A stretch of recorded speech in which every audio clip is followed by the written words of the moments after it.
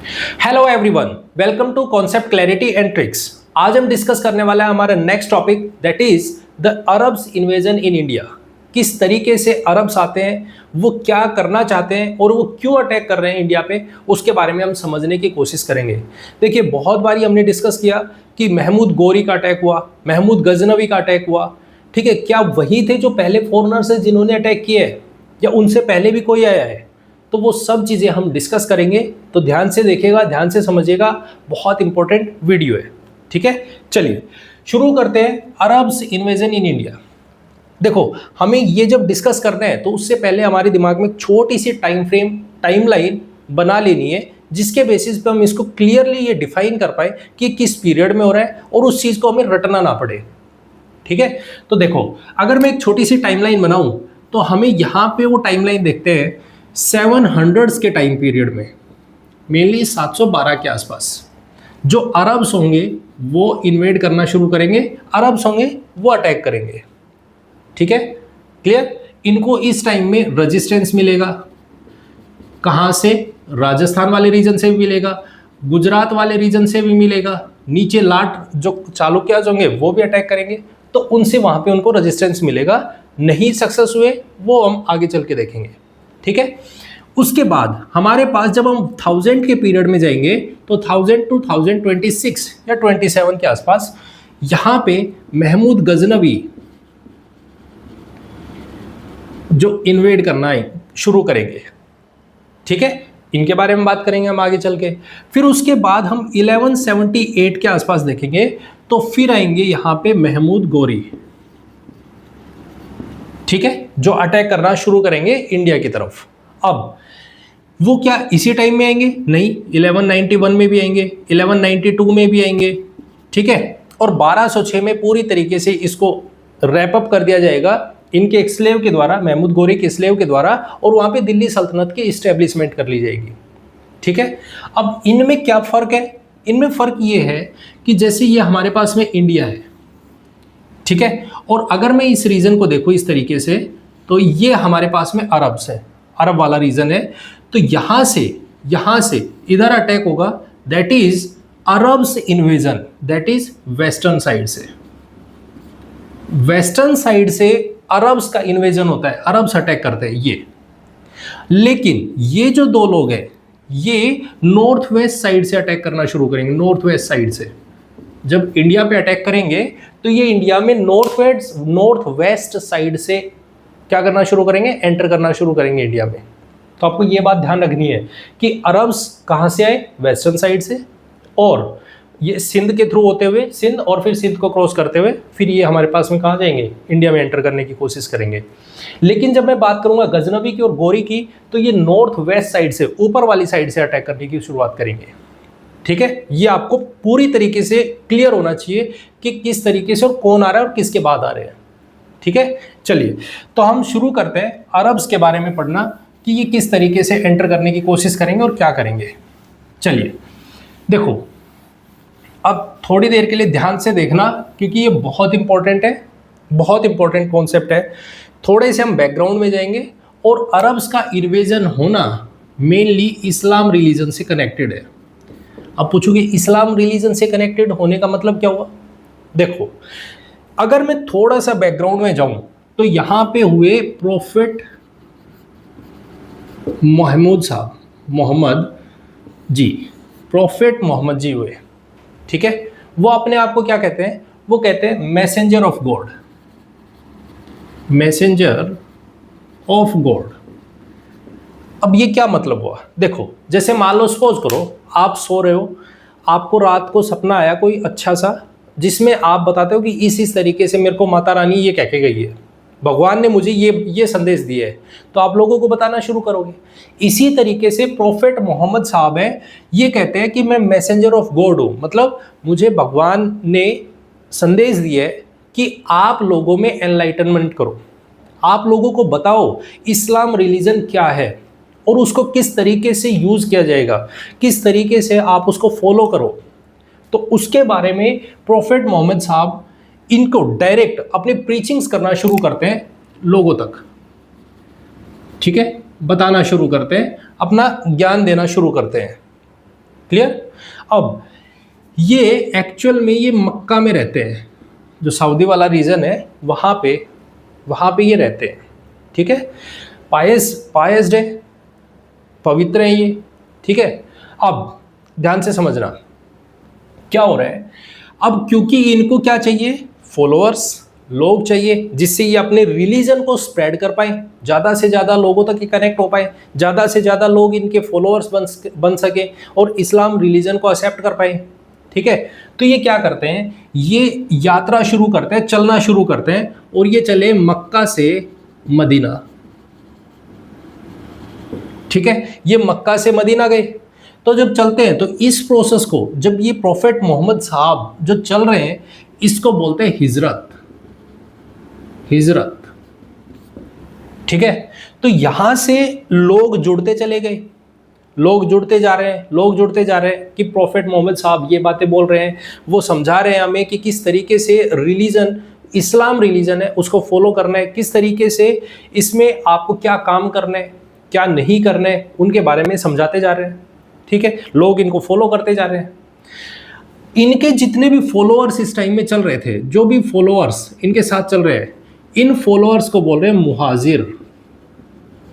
मुहाजिर्स। ये टर्म्स आपको दिमाग में होनी चाहिए। हिजरत क्या होता है, मुहाजिर्स क्या होते हैं। क्लियर, पॉइंट क्लियर है, ठीक है। अब देखो ध्यान से समझना, जब तक कोई बंदा है जो मेन है, ठीक है, उसका अपना थॉट प्रोसेस है, वो जो भी बातें बोलेगा उसके पीछे कोई फैक्ट होगा, उसके पीछे कोई कंक्लूजन होगा, और उसके बेसिस पे वो उन बातों को एक्सप्लेन कर रहा होगा। अब जब तक वो है तब तक तो कोई प्रॉब्लम नहीं है, तब तक तो लोग उसको फॉलो करेंगे, क्योंकि कोई भी किसी भी तरीके की अगर प्रॉब्लम आती है, कोई कॉन्फ्लिक्ट आता है, तो वो क्लियर कर देंगे कि भाई मैं एक्चुअल में ये कहना चाह रहा हूँ, ये समझाना चाह रहा हूँ। प्रॉब्लम कब आएगी, प्रॉब्लम आएगी कि जिस टाइम पे ये नहीं रहेंगे। और हुआ ये कि 632 में प्रॉफेट मोहम्मद जी की हो गई डेथ, इनकी डेथ हो जाती है, और डेथ हो गई तो अब बचे पीछे कौन, फॉलोअर्स। मेन चीज अब ये बच गए भाई। अब सेंट्रल अथॉरिटी, जो सेंट्रल पावर है, वो पावर ही नहीं है। अब नीचे बच गए बहुत सारे सिक्के, एक तरीके से कि अलग अलग पहलू देने वाले, अलग अलग पॉइंट देने वाले, कि मैं ये जानता हूं, मैं ये जानता हूं, मैं ये जानता हूं, इस तरीके से अलग अलग पॉइंट्स रह गए। अब इनमें कॉन्फ्लिक्ट होना शुरू हो जाएगी कि नहीं, प्रॉफेट मोहम्मद साहब तो ऐसा कहना चाह रहे थे और वो ये बात बताना चाह रहे हैं। अब ये सारे आपस में कॉन्फ्लिक्ट करेंगे। यहाँ पे लोगों ने आपस में डिस्कस करना शुरू किया और ये चीज़ पे कंक्लूजन निकला कि चलो अब प्रॉफेट मोहम्मद साहब नहीं है तो उनकी गद्दी पे किसी को बिठाया जाए, जो अब इन जितने भी फॉलोअर्स हैं इनको संभाल सके, इनको समझा सके, इनको बता सके कि जो मैसेज देना चाह रहे थे प्रॉफेट मोहम्मद साहब, वो और आगे तक फैले, और आगे तक जाए, और लोगों को मिले ये मैसेज, ठीक है। तो इसके लिए इन्होंने एक टर्म निकाली जिसको बोला खलीफा। अब ये क्या है, खलीफा है रिलीजियस, जो रिलीजन को स्प्रेड करेगा, रिलीजियस हेड होगा एक तरीके से खलीफा, जिसको हम बोल सकते हैं रिलीजियस हेड, ठीक है, रिलीजियस हेड। क्लियर। अब बात को समझना, वो रिलीजियस हेड भी होगा, पॉलिटिकल एक्टिविटीज भी करेंगे, ठीक है। अब यहां पे प्रॉब्लम क्या आई, यहां पे प्रॉब्लम ये आई कि पूछा गया कि भाई अब देखो खलीफा किसको बनाए। मेन प्रॉब्लम तो यही है ना कि अब देखो, जैसे मान लो सपोज करो, अगर मैं ये कह दूं हमारे सामने 1000 लोग बैठे हैं, ठीक है, और मैं कह दूं किसी एक को हेड बनाना है, तो भाई सारे हाथ उठा लेंगे, मैं हेड बनूंगा, मैं हेड बनूं, तो हेड कौन बने, प्रॉब्लम तो ये है। अब सबने सोचा कि चलो एक काम करते हैं, प्रॉफेट मोहम्मद साहब के किसी रिलेटिव को बना लेते हैं, चलो रिलेटिव्स बना लो। तो रिलेशन में देखा तो इनका तो कोई बेटा है ही नहीं, इनके सन है ही नहीं, इनके कोई बेटा ही नहीं है। तो फिर बात आई अब किसको बनाई, तो बोले जो क्लोज हैं अब उनको देख लो, उनके रिलेटिव्स में जो क्लोज है उनको देख लो। मेन तो यही है ना कि भाई अब बेटा नहीं है तो कोई बात नहीं है, लेकिन जो क्लोज है उनमें से देख लो, जो खास रिलेटिव्स हैं। तो उनमें से 4 लोग निकल के आए, और वो 4 कौन कौन है, 4 हमारे पास में है। पहले अबू बकर, दूसरे अली, तीसरे उस्मान, और चौथे उमर। मैं इस तरीके से बात करूं। तो ये 4 लोग निकल के आए जो इंपॉर्टेंट है, जो रिलेटिव्स है, जो उनके खास है। अब इनसे पूछा गया कि भाई आपको हेड बना दिया जाए। अब प्रॉब्लम क्या है? प्रॉब्लम ये है, अबू बकर ये क्या है? ये फादर इन लॉ है, फादर इन लॉ, ठीक है। अली है, ये सन इन लॉ है। अब इनमें कॉन्फ्लिक्ट चल रहे हैं कि मैं बड़ा। प्रॉब्लम यही है ना कि भाई जब तक सेंट्रल अथॉरिटी है, आप ऊपर बैठे हो, तो आप हर चीज़ को चला रहे हो, आप अपने हिसाब से देखोगे कि क्या सही है क्या गलत है। लेकिन जब ये कुर्सी खाली हो गई, यहाँ पे जब 4 टुकड़े हो गए, तो अब इनको कौन समझाए? यहाँ इनके अपने फॉलोअर हैं जो कह रहे हैं, अबू बकर कह रहे हैं वो बात सही है, यहाँ अली के फॉलोअर है वो कह रहे हैं ये बात सही है। अब इनमें कोलिजन चल रहे हैं। तो इन्होंने कहा भाई तुम अपना अलग ग्रुप बना लो, तुम अपना अलग ग्रुप बना लो। तो अबू बकर यहां से अपना एक नया ग्रुप बना लेते हैं जिसको बोला जाता है सुन्नी रिलीजन, ठीक है, जो इस्लाम का ही एक पार्ट है। इस्लाम में सुन्नी एक रिलीजन है, ठीक है। ऐसे ही अली ये भी अपना एक ग्रुप बना लेते हैं, अपने फॉलोअर्स को लेके एक अपना ग्रुप बना लेते हैं, उसको बोला जाता है शिया, ठीक है। अब इनमें लगातार कॉन्फ्लिक्ट चलती रहेगी, ये आपस में लगातार कॉन्फ्लिक्ट में रहेंगे। नहीं मोहम्मद साहब ऐसा कह रहे थे, नहीं मोहम्मद साहब ऐसा कह रहे हैं, ये खलीफा, इनके हाथ में रिलीजियस पावर भी है, इनके हाथ में पॉलिटिकल पावर भी है, ठीक है। अब ये सब चीजें चल रही है और ये करीब 20 से 30 साल तक ये लगातार चलती रही। और ये करीब ये पीरियड था 630 से और 660s के पीरियड तक ये सब चलता रहा, ये सब प्रोसेस चलती रही, ठीक है। कि आपस में लड़ाई हो रही है, रिलीजन को स्प्रेड करना तो छोड़ो दूर की बात है, ये आपस में अपने घर के ही टकराव में उलझे हुए हैं, ठीक है। और इनके बीच में जो बैटल होती रहती है उनको बोलते हैं बैटल ऑफ करबला वगैरह, ये सब चीज़ें अलग है, उसको हम बाद में देखेंगे। तो अभी फिलहाल सिर्फ आपको इतना समझना है कि इनके बीच में जो कॉन्फ्लिक्ट चल रही है, क्योंकि इनको एक सेंट्रल हेड नहीं मिल रहा, ठीक है, अथॉरिटी नहीं है, तो यहाँ पे इसी जगह पे दमास्कस वाले रीजन में जो मुस्लिम रीजन है उसमें एक आर्मी कमांडर निकल के आए, दैट इज मुवैया। अब समझना ध्यान से, एक आर्मी कमांडर है, आर्मी कमांडर ये है मुवैया, ठीक है। ये सब चीजें देख रहे हैं, ये कह रहे हैं कि यार भाई हो क्या रहा है, ये चल क्या रहा है। यहाँ हम बात करते हैं रिलीजन की कि रिलीजन ऐसा होना चाहिए, इस तरीके से गॉड की हम प्रीचिंग्स को आगे बढ़ाएंगे, आप खुद में लड़ाई कर रहे हो। बोले नहीं ये सब नहीं चलेगा, मैं एक काम करता हूँ, मैं ये जो खलीफा वाला सिस्टम है ना, ये जो बैठे हैं, मैं इन सब को ही हटा दूंगा, यहाँ से रिमूव कर दूंगा और मैं इनको हटा के मैं अपना बनाऊंगा, मेरे को फॉलो करना पड़ेगा, मैं बनूंगा हेड। ये अपने आप को कहता है मैं बनूंगा हेड, ठीक है। और इन सब को हटाओ, मैं हूं हेड, मुझे फॉलो करोगे। रिलीजियस हेड भी मैं ही हूं और पॉलिटिकल हेड भी मैं ही हूं, और मुझे रिकॉग्नाइज करो। जो मुझे एक्सेप्ट करेगा वो सही, जिसने एक्सेप्ट नहीं किया उसको हटा दो, मुझे एक्सेप्ट करो। और यहां से एक नया सिस्टम लेके आया जिसको बोला उसने उम्मैद खलीफेट सिस्टम, ठीक है। उससे क्या आया? Umaid caliphate system. खलीफा तो मैं ही हूं, इस्लाम रिलीजन का हेड जो है वो मैं ही हूं, लेकिन मैं रिलीजियस भी हूँ, मैं पॉलिटिकल हेड भी हूँ, दोनों के दोनों हेड मैं ही हूँ, और मैं ही सुप्रीम हेड हूँ। अब एक तरीके से अगर मैं ये कहूँ तो सुप्रीम हेड मैं हूँ। क्लियर? तो सारी पावर किसने ले ली? आर्मी के कमांडर ने, और अब वो बैठ गए, ठीक है। अब एक बात सोचो, जब ये आर्मी के कमांडर हैं तो क्या इनका दिमाग एक एक्सपेंशन के तरीके से नहीं चलेगा? इनका दिमाग ये नहीं होगा कि हमें एक्सपेंड करना चाहिए, हमें एक्सपेंशन करना चाहिए एरिया। जिस रीजन में हम यहाँ बैठे हुए हैं, अगर यदि मैं बात करूँ इस तरीके से, ये इस तरीके से जा रहा है और इस तरीके से इंडिया वाले रीजन की तरफ हम बात करें ऐसे, तो ये ऐसा नहीं कहेंगे कि हमें एक्सपेंड करना चाहिए, अपने आप को आगे बढ़ाना चाहिए, क्या हम इसी रीजन में रहेंगे? बोले नहीं, आपको एक्सपेंड करना चाहिए।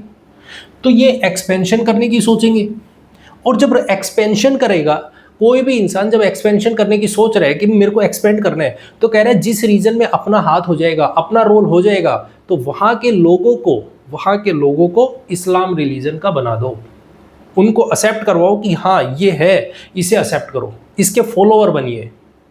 तो ये एक तरीके से उनको ज़बरदस्ती थोपने की शुरुआत होना शुरू हो जाएगी। ठीक है, समझ रहे हो? तो ये अब क्या करेंगे, अपने आप को एक्सपेंड करने की कोशिश करना शुरू करेंगे। क्लियर? अब इन्होंने क्या किया, बोले देखो हमें अपने वेस्ट साइड में जाना चाहिए और वेस्ट साइड में एंटर करना चाहिए। क्लियर? बहुत बढ़िया। अब थोड़ा सा एक बारी मैप पे देखते हैं हम इस रीजन को। ठीक है, देखो जब ये सब चल रहा है ना, तो यहाँ पे जो खलीफा बैठे हैं वो तो ऊपर बैठे हैं, खलीफा बैठे ऊपर, मेन हेड यही है, मेन हेड है वो यही है। अब ये है हमारे पास में इंडिया वाला रीजन, ये है हमारे पास में इराक वाला रीजन, और इस तरीके से अगर यदि हम बात करें तो ये अरब। ठीक है, देखो यहां से ये खलीफा बैठे, इधर इराक है, और इराक में यहां पे बैठा है हजाज। क्लियर? एक गवर्नर है हजाज, गवर्नर है इनका गवर्नर, और वो कहाँ है? इराक वाले रीजन में। अब समझना, कहानी को समझना, अब क्या चल रहा है। खलीफा ने बोला कि भाई अपने आप को एक्सपेंड करो। अब ये नहीं है कि बस इस जिस रीजन में बैठे हो आप, अरब वाले एरिया में बैठे हो, बस यहीं पे रहना है, नहीं, आप और आगे देखिए, सिंध वाले रीजन तक जाओ, वहाँ पे देखो कि किस तरीके का काम चल रहा है, क्या चल रहा है, और वहाँ पे लोगों को अपने फेवर में लेना शुरू कर दो, वहाँ पे कंट्रोल अपना बनाना शुरू करो। तो इन्होंने ये प्रेशर डालना शुरू किया गवर्नर पे। गवर्नर कौन बैठा है यहाँ पे? इराक में हजाज। अब इस हजाज को बोला कि जाओ और एक्सपेंड करो। तो हजाज क्या सोच रहा है कि भाई मैं एक्सपेंशन कैसे करूं? तो ये जो सिंध वाला रीजन है, सिंध कौन सा? पाकिस्तान वाला रीजन, जहां पे हम बात कर रहे हैं, यहां बैठे एक राजा दाहिर। ठीक है, कौन बैठे? राजा दाहिर। कहां बैठे? सिंध में। इन्होंने इससे कहा, दाहिर से, कि भाई देखो अब एक बात सोचो, मान लो सपोज करो मेरे सामने कोई दो लोग बैठे हैं, ए और दूसरा है बी, दोनों अच्छे दोस्त हैं, दोनों बात कर रहे हैं आराम से, दोनों आराम से बात कर रहे हैं। अब दोनों चाहते हैं, मान लो ये ए चाहता है, ए सोच रहा है यार मैं कैसे भी करके ना इससे लड़ाई कर लूँ, क्या देखूँ, तो कोई ना कोई बहाना ढूंढेगा। भाई मैं अगर यदि मान लो सपोज करो मेरे सामने कोई खड़ा है, मेरे दिमाग में चल रहा है मैं इससे लड़ाई करूँ जबरदस्ती, जबकि कोई मैटर नहीं है, ना मेरा इससे ना इसको मुझसे कोई मैटर नहीं है, अभी तक कोई बातें नहीं हो रही किसी तरीके की, लेकिन मैं चाहता हूँ अब इससे लड़ाई करूँ। तो क्या ढूंढना पड़ेगा? मुझे कोई बहाना देखना पड़ेगा ना कि मैं जिससे लड़ाई कर पाऊँ। तो ऐसा ही सेम काम यहाँ पे हजाज दाहिर के साथ में बात करने की कोशिश कर रहा है, क्योंकि इसके दिमाग में अब क्या चल रहा है, मुझे एक्सपेंशन करना है। अब एक्सपेंशन करना है तो उसके पीछे कोई लॉजिक होना चाहिए ना, कि भाई आप अटैक करने आए हो, क्यों करने आए हो, कोई ये भी वही है, ये भी वही है, लोग तो वही है, उसके बाद आप ऐसे कैसे अटैक करने आ रहे हो? तो कोई तो बहाना देखेंगे। तो इन्होंने क्या कहा कि देखिए राजा दाहिर, आपका जो एरिया है, यहाँ पे पोर्ट है देवल पोर्ट, ठीक है, वो दाहिर के कंट्रोल में आता है, राजा दाहिर के कंट्रोल में आता है। इन्होंने कहा कि देखो हमारी यहाँ से जहाज आ रही थी, नाव आ रही थी, और वो सामान आ रहा था, उसमें कुछ सामान था, खलीफा के लिए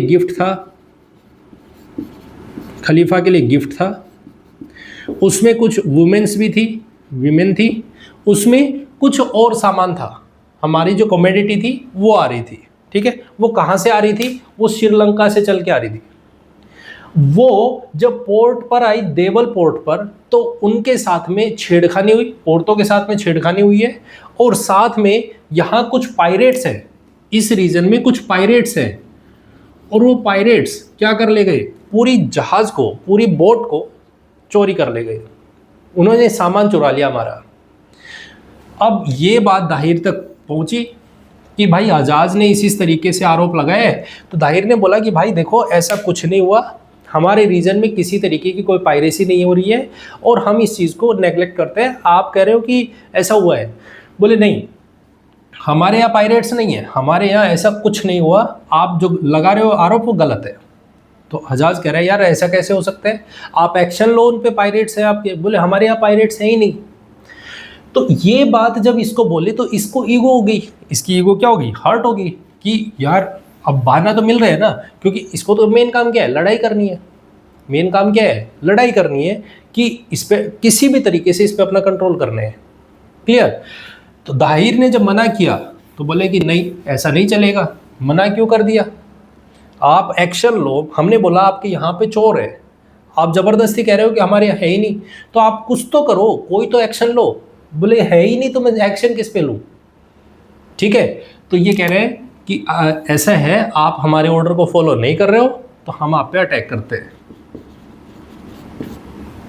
और ये चीज़ हजाज क्या करता है, हजाज ने पहले करने की कोशिश की लेकिन वो हार जाता है, खुद से वो हार जाते हैं।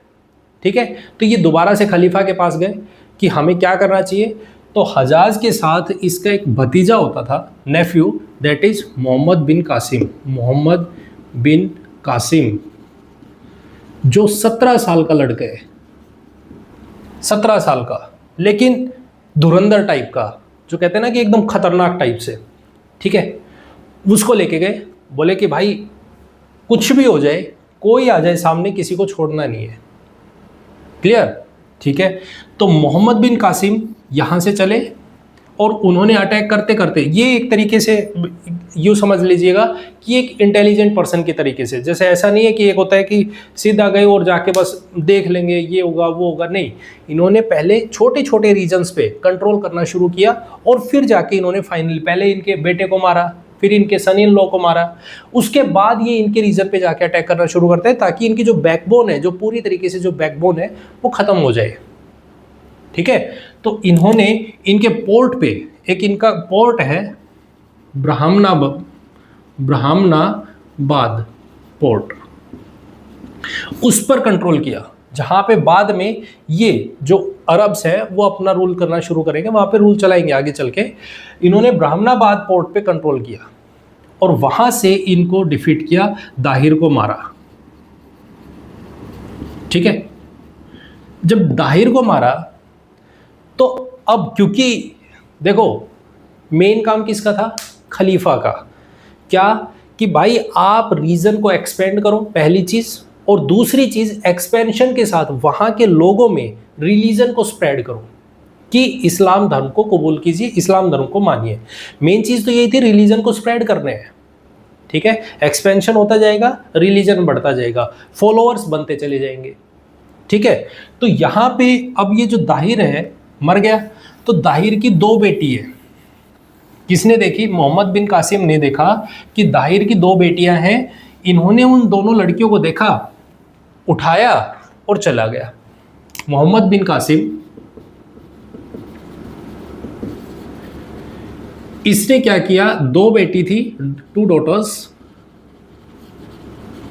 ऑफ दाहिर, इनको उठाया और कहा कि मैं एज ए गिफ्ट खलीफा को दूंगा, खलीफा के लिए मैं इनको गिफ्ट के रूप में लेके जा रहा हूँ। और इन्होंने, मोहम्मद बिन कासिम ने खलीफा को ये एज ए भेंट कि मैं आपको गिफ्ट के रूप में आपके लिए देखो कुछ लेके आया हूँ।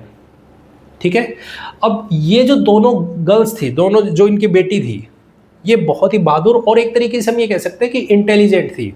इन्होंने देखा कि हम इस तरीके से जो ये ज़बरदस्ती की हमारा रिलीजन चेंज होगा या इस तरीके की जो प्रोसेस थी, ये उससे बचने के लिए इन्होंने दिमाग में एक प्लान बनाया।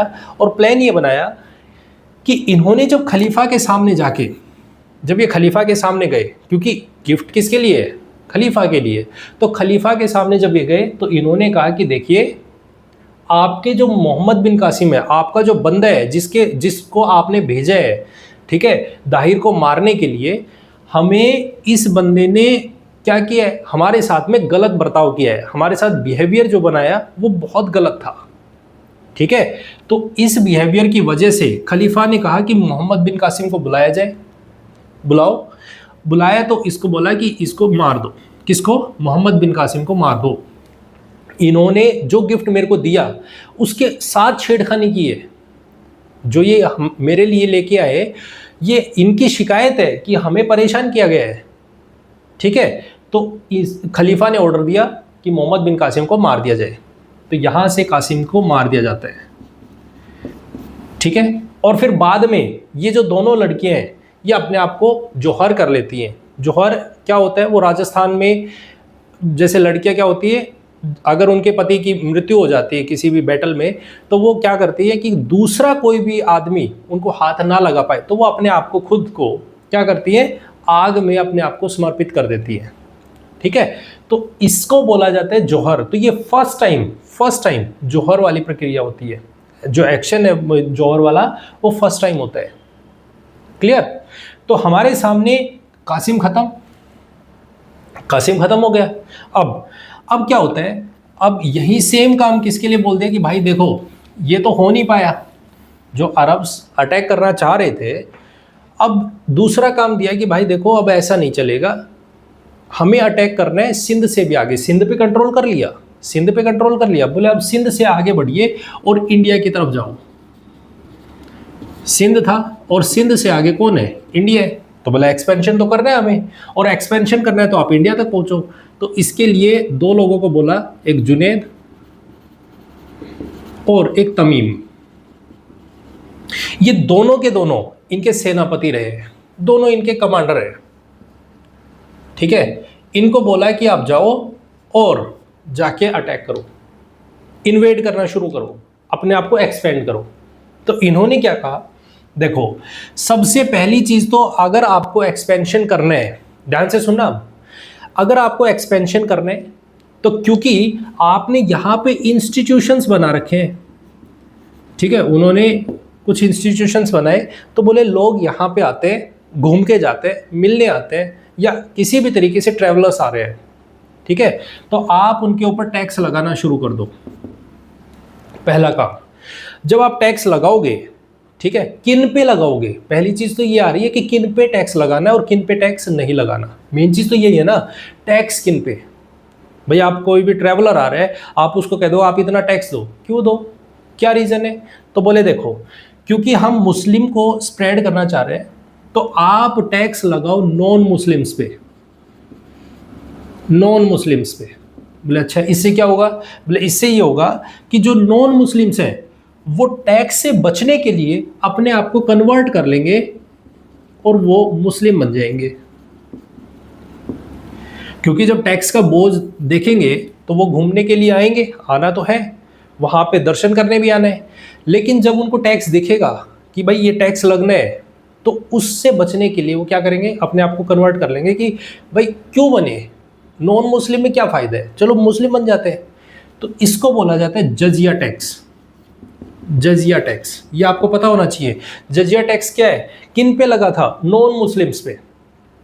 ठीक है, तो इससे कन्वर्ट करने के लिए, कन्वर्जन के लिए, रिलीजन कन्वर्जन करने के लिए ये टैक्स लगाया गया। दूसरा, इन्होंने कहा कि देखो आपके जो गवर्नर्स हैं उनको भी तो खुश करो, उनको भी तो थोड़ा बहुत खुशी मिलनी चाहिए कि हाँ हम कोई काम कर रहे हैं। तो उनके लिए एक सिस्टम चलाया, इक्ता सिस्टम।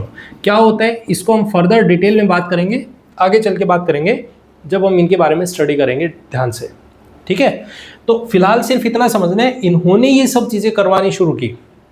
फिर ये अटैक करने की सोचते हैं कि चलो अब हम अटैक करना शुरू करते हैं, और ये अटैक करने के लिए जाते हैं इंडिया के पार्ट पे कि चलो हम इंडिया में अटैक करना शुरू करते हैं। तो जब ये इंडिया पे अटैक करने गए तो यहाँ पे इनको देखने को मिलता है रेजिस्टेंस। कैसे? जब ये गुजरात वाले रीजन की तरफ अटैक करने गए तो यहाँ पे इनको देखने को मिला पहले से गुर्जर प्रतिहार बैठे हुए हैं। ये हम देख चुके हैं कि उन्होंने यहाँ पे नागभट्ट बैठे हुए थे, नागभट्ट 2। इन्होंने रजिस्ट किया, इन्होंने कहा वापस चलो, वापस चलिए, अपनी गाड़ी लो, निकलो यहाँ से, यहाँ एंट्री नहीं है किसी भी तरीके से, आप यहाँ नहीं आ सकते हो, चलो। तो वहाँ से भगा दिया। फिर इन्होंने थोड़ा सा नीचे से अटैक करने की कोशिश की, वेस्टर्न चालुक्यास बैठे,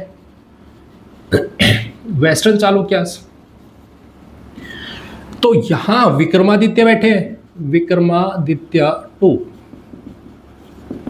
इन्होंने कहा निकलो, यहां से निकलिए, कोई एंट्री नहीं है आपकी, तो इन्होंने भी भगा दिया, रेजिस्टेंस ये कर रहे हैं।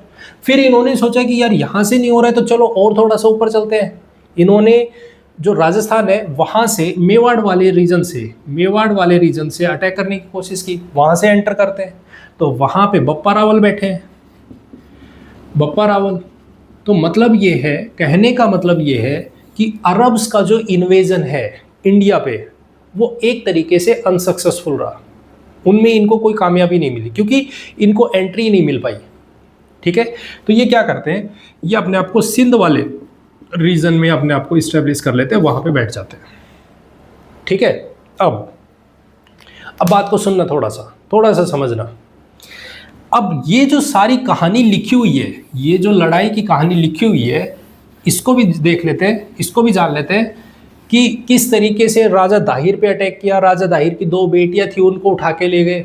ये जितनी भी कहानी है, जो भी स्टोरी है, ये स्टोरी एक बुक में लिखी हुई है, दैट इज चचनामा। चचनामा, ये एक बुक है चचनामा, जो एक्चुअल में इसका जो ओरिजिनल पीस है इस बुक का वो अरेबिक में है। ठीक है, लेकिन इसका ट्रांसलेशन किया गया पर्शियन में, इसका ट्रांसलेशन किया गया पर्शियन में, और पर्शियन में किसके द्वारा किया गया, अबू बकर जूफी, कुफी, अबू बकर कुफी के द्वारा। किसने किया, अबू बकर कुफी ने। किसमें किया, पर्शियन में। और इसी से यहां से शुरुआत होती है पर्शियन हिस्ट्रोग्राफी की। पर्शियन हिस्ट्रोग्राफी, आपको ये बात बहुत इंपॉर्टेंटली ध्यान रखनी है कि ये जो बुक है चचनामा, ये किससे जुड़ी हुई है। चचनामा कौन थे, चचनामा एक्चुअल में जो चच हैं वो एक रूलर रहे, राजा दाहिर से पहले हुए। ठीक है, और उनके बेस पे ये लिखी गई है बुक। क्लियर, इनका जो ओरिजिनल ऑथर है कि किसने लिखी है उसके बारे में कोई आइडेंटिफिकेशन नहीं है, लेकिन इस बुक को जो पर्शियन में इनको ट्रांसलेशन किया गया तो उसके बाद इसमें से स्टोरी को निकाला गया कि हाँ ये स्टोरी हुई है। क्लियर, पॉइंट क्लियर है। अब देखो, जब ये सारी चीजें हो रही हैं, क्योंकि रेजिस्टेंस तो मिल रहे हैं, हर जगह से रेजिस्टेंस मिल रहे हैं कि भाई एंट्री नहीं होनी चाहिए। तो ये जो उमायद जो खलीफेट है, ये कहाँ है, दमास्कस में। ठीक है, और ये पीरियड क्या है, तो ये पीरियड था इनका 750s तक। मतलब ये कब चलना शुरू करते हैं, 660s से 750s तक चलेंगे। ठीक है, तो इनको हटा के इनकी जगह पे अब्बासिद खलीफेट या एम्पायर एक तरीके से कह सकते हो आप इसको, अब्बासिद खलीफेट सिस्टम आ गया। इनको हटाया और इनको हटा के इनकी जगह पे आ गया अब्बासिद खलीफेट सिस्टम। ये क्या कह रहे हैं, इन्होंने कहा देखो भाई, देखो अब इन दोनों में फर्क समझना। ये कह रहे हैं अपने आप को एक्सपेंड करो और रिलीजन को स्प्रेड करो। ठीक है, इंडिया पे कंट्रोल करना शुरू करो, इंडिया की तरफ जाओ और इन्वेड करो। ये इनका पॉइंट है, उमैयद खलीफेट का। ये कह रहे हैं कि भाई इंडिया को रहने दो, ध्यान से देखना, ध्यान से समझना। ये कह रहे हैं इंडिया को रहने दो, इंडिया जैसा है ना वैसा रहने दो, हमें नहीं करना कोई इन्वेजन, हमें नहीं करना कोई अटैक। हमें क्या करना है, हमें ये बगदाद वाले रीजन में ध्यान रखना, ये बगदाद जो इराक वाला रीजन है, इराक में बगदाद है, वहां पे हमें ये देखने को मिलता है। ठीक है, सॉरी, क्लियर। तो ये कह रहे हैं इंडिया जैसा है ना वैसा रहने दो, हमें नहीं करना उस पर जाके अटैक। हमें क्या करना है, हमें इंडिया से कुछ सीखना है। इंडिया में जाओ, घूमने के लिए जाओ, एज ए ट्रैवलर जाइए, एज ए ऑथर जाइए, एज ए राइटर जाइए, कुछ करो। आप जैसे जाना चाहते हो जाइए, लर्निंग्स के लिए जाइए, लेकिन ये मत सोचो कि उस पर कंट्रोल करने के लिए जा रहे हैं। आप जाओ, घूमने जाओ, आप वहाँ पे कोई बुक लिखनी है, आप कुछ सीखना चाहते हो, वहाँ जाइए, लेकिन ये नहीं है कि आप एक्सपेंशन करने के लिए जा रहे हो। तो फिर इनके दिमाग में अब एक और नई चीज़ चल रही है, क्योंकि ये चाहते हैं अब कंट्रोल हो वहाँ पे। देखो, ये दिखा रहे हैं कि हम लड़ाई करके आएंगे, और ये क्या दिमाग में चला रहे हैं, ये क्या दिमाग में चला रहे हैं, ये जो पीरियड लेके आएंगे वो पीरियड होगा 750 से 1200 के टाइम तक चलेंगे, 1200 तक चलेंगे, ध्यान रखना इस बात को। तो ये क्या कह रहे हैं, अब अब्बासी जो खलीफेट है, ये क्या कह रहे हैं, ये कह रहे हैं कि देखो हमें क्या करना है, हमें करना है कंट्रोल, बिल्कुल करने हैं, लेकिन अब इनडायरेक्ट कंट्रोल करने हैं, इनडायरेक्ट कंट्रोल। और वो इनडायरेक्ट कंट्रोल क्या होगा, कैसे होगा वो इनडायरेक्ट कंट्रोल? बोले देखो, हम अपने नीचे सुल्तान बनाएंगे, सुल्तान। आपको ये देखने को मिलेगा कि आगे चल के जो वो आएंगे, जो जैसे दिल्ली सल्तनत आएगी, तो वहाँ पे रूलर्स होंगे, वो सुल्तान की उपाधियाँ लेंगे, टाइटल लेंगे कि मैं सुल्तान हूँ। इसका मतलब क्या है? इसका मतलब है वो कहेंगे कि मेरे को रिकॉग्नाइज किया है, किसने, मुझे रिकॉग्निशन मिला है, किसने दिया है? खलीफा ने। मुझे खलीफा ने बोला है कि तू राजा बन, मेरे को खलीफा ने रिकॉग्नाइज किया है कि तू बैठ, तू रूल कर, तेरे पीछे मैं बैठा हूँ, तुझे टेंशन नहीं लेनी है। अब ध्यान से समझना क्या चलेगा आगे आने वाले टाइम में।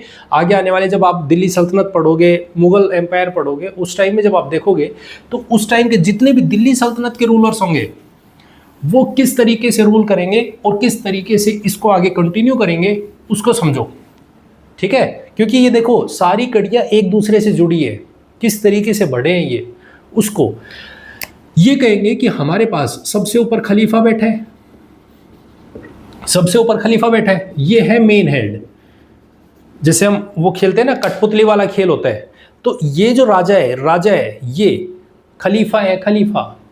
इसके नीचे ये रिकॉग्निशन देगा, ये रिकॉग्नाइज करेगा, ये कहेगा कि मैं कह रहा हूं ये सुल्तान है, ये सुल्तान है, ये कहेगा मैंने कहा है ये सुल्तान है, तो लोग अपने आप मान लेंगे कि हाँ ये सुल्तान है। जैसे आपने वो मूवी देखी होगी ना, बाहुबली, उसमें क्या करती है वो, बाहुबली को महेंद्र बाहुबली, आगे से आपके नए महाराज होंगे बाहुबली। तो वही सेम चीज ये है, रिकॉग्निशन मिल गया तो लोग अपने आप उसको फॉलो करना शुरू कर देंगे, लोग अपने आप कहेंगे कि हाँ ये सुल्तान है, ये राजा है, और हम इसको एक्सेप्ट कर रहे हैं, ठीक है? तो इस तरीके से हमारे पास आगे सिस्टम देखने को मिलेगा कि कहेंगे कि ये हमारा इनडायरेक्ट रूल होगा, डायरेक्ट नहीं करेंगे कि चलो अटैक करना शुरू कर देते हैं, नहीं, वहाँ पे जो राजा बैठेगा वो राजा हमारे पास आएगा और वो हमसे रिकॉग्निशन लेगा, रिकॉग्निशन लेके वो फिर रूल करना शुरू करेगा।